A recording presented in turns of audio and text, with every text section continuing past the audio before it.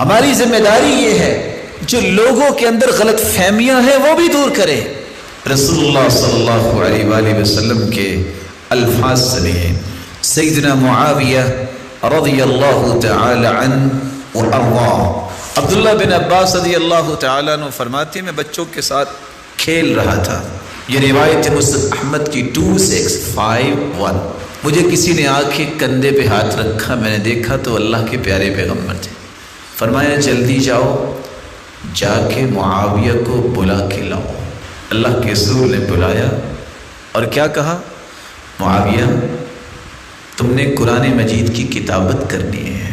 عبداللہ بن عباس رضی اللہ تعالیٰ عنہ گئے، جا کے کہتے ہیں کہ اللہ کے رسول کو آپ سے کوئی کام ہے، جلدی پہنچے۔ اور یہ وہ معاویہ ہے رضی اللہ تعالیٰ عنہ، سلسلہ صحیحہ کی روایت ہے 3227۔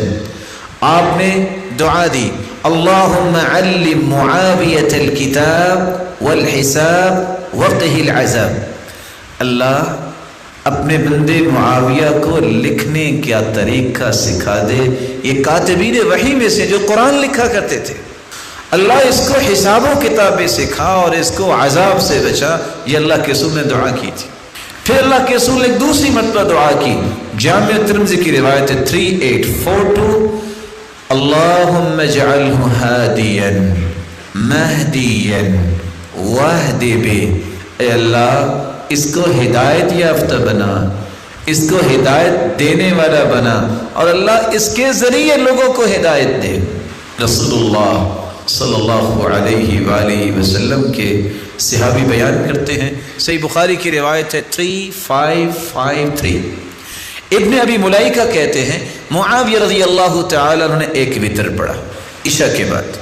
ان کے پاس عبداللہ بن عباس کے غلام تھے، وہ عبداللہ بن عباس کے پاس آئے اور آ کے کہتے ہیں حلک فی امیر المؤمنین معاویہ۔ آپ جانتے ہیں امیر المؤمنین سیدنا معاویہ رضی اللہ تعالیٰ عنہ نے کیا کیا؟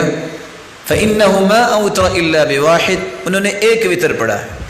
فقال عبداللہ بن عباس جو تمام صحابہ میں سب سے بڑے مفسر تھے، کہتے ہیں اصاب، اس نے صحیح کیا ہے۔ انہ فقیہ، تمہیں پتہ نہیں ہے صحابہ کرام میں سے فقیہ صحابی ہے۔ دعہ فإنہ قد صحب رسول اللہ صلی اللہ علیہ وسلم، انہوں نے تو اللہ کے رسول صلی اللہ علیہ وسلم کی صحبت اختیار کی، یہ تو کاتبین وحی میں سے تھے۔